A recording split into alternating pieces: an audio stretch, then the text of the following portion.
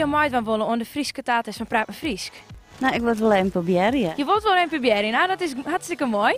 Nou Henk, zullen we maar beginnen? We beginnen maar. Ben je er klaar voor?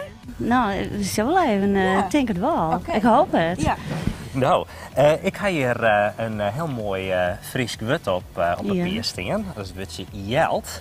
En de vraag aan Jannie, en Jannie, ik weet wat dat is. Jeld. Nou, ik weet dat het echt een naam is, een Friese naam. Het is echt een naam, hè? Ja, Jeld. Jeld is ook een Friese naam, maar Jeld. Nee, ik weet het net. Het Zoals had wat die met ark te Jelwij? maken zien. Oh, maar ark. Nee, dat weet ik niet. Nee?